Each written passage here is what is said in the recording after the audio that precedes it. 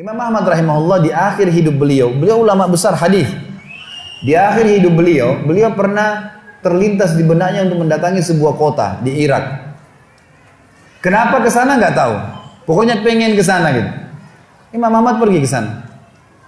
Tiba di kota itu, tapi saya tidak temukan dalam riwayat ini kota apa yang dimaksud. Tiba di kota itu, Imam Ahmad tiba azan maghrib. Lihat masjid, ada satu masjid, masuk ke masjid itu sholat berjamaah. Orang nggak tahu dia, karena zaman dulu orang tidak ada foto. Tidak tahu lihat bagaimana wajah siapa, orang ini nggak kenal. Habis sholat maghrib, Imam Ahmad duduk sedikit baca Al-Quran. Azan Isya dia ikut sholat. Selesai Isya, Imam Ahmad pergi ke pojok masjid. Mau geletak tidur. Marbot masjidnya datang. Dekatin. Wahai syekh. Syekh ini dalam bahasa Arab 3 artinya. Bisa hal dari 3. Bisa orang tua, syekh. Bisa orang alim, bisa orang kaya. Jadi tidak selamanya kalau antum dipanggil di Saudi syekh dianggap orang alim gitu. Bisa saja orang tua gitu kan. Dipanggil, hai syekh, orang tua maksudnya. Ngapain anda di sini? Kata Imam Ahmad, saya musafir, nggak kenal orang siapapun di kota ini. Besok pagi saya mau pergi, nggak ada tempat nginap, saya mau nginap di sini. Karena zaman dulu nggak ada penginapan kayak kita sekarang, banyak hotel segala gitu. Kata marbotnya nggak bisa, masjid nggak boleh tidur. Kata Imam Ahmad, saya didorong-dorong keluar dari masjid. Orang ini nggak tahu kalau ini Imam Ahmad, kalau tahu mungkin diundang ke rumahnya. Tapi ini marbot, masya Allah, istiqamah nih gitu. Keluar dari masjid, ditutup pintu masjid sama dia. Imam Ahmad lihat orang yang sudah pergi, Imam Ahmad lihat ada teras masjid, tidur di teras masjid. Balik lagi marbotnya. Wahai syekh, ngapain sini? Musafir, mau tidur, nggak ada tempat nginap. Nggak bisa syekh. Teras pun nggak boleh, peraturan. Ini saya bilang tadi istiqamah luar biasa. Imam Ahmad bilang, saya didorong-dorong ke jalanan.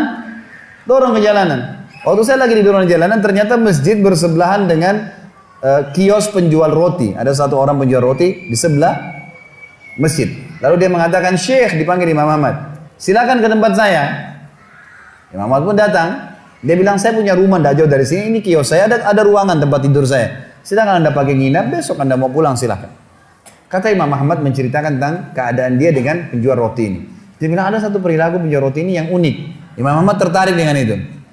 Dia bilang, setiap kali orang ini pecahin telur, ngambil terigu, ngambil garam, itu sambil astagfirullah wa atubu ilaih, astagfirullah wa atubu ilaih. Terus lisannya nggak pernah berhenti nih astagfirullah wa atubu ilaih, kecuali Imam Ahmad bilang saya ajak ngomong atau dia bertanya pada saya. Kalau berhenti istighfar lagi, selalu begini. Kata Imam Ahmad, saya bertanya, sudah berapa lama kau amalkan nih? Orang itu bilang sudah lama, dari saya masih bujang. Kebetulan orang ini sudah tua seumur sama Imam Ahmad, sudah mendekati 60 tahun lebih gitu. Baik, dia bilang sudah lama dari saya masih bujang. Kata Imam Ahmad, ma thamaratu istighfarik, apa manfaatnya istighfarmu? Apa yang kau dapatkan dengan istighfar yang sebanyak ini? Kata dia, tidak ada apapun yang saya minta kepada Allah kecuali diijabah. Apa saja saya minta Allah kasih, tinggal satu yang belum Allah kasih. Kata Imam Ahmad, apa itu? Dia bilang, saya minta dipertemukan sama Imam Ahmad. Lah ya, kisah nyata. Imam Ahmad mengatakan, Allahu Akbar, istighfarmu lah yang membuat saya datang ke kota ini, tidak tahu kenapa. Istighfarmu yang membuat marbot masjid mendorong-dorong saya keluar masjid. Istighfarmu yang mendatangkan saya ke tempat ini, tempat praktekmu, ke rumahmu. Karena saya adalah Ahmad bin Hanbal. Saya adalah Ahmad ibn Hanbal. Bagaimana istighfar teman-teman sekalian mendatangkan rezeki yang luar biasa. Permintaan apapun didatangkan. Seorang alim ulama biasa didatangin, ini malah didatangkan sama Allah ke tempat orang ini karena istighfarnya. Jadi memperbanyak istighfar manfaatnya sangat besar. Hadis Bukhari kata Nabi SAW, siapa yang mulazamah selalu istighfar, Allah akan jadikan jalan keluar dari masalahnya dan Allah akan berikan rezeki dari tempat tidak disangka-sangka.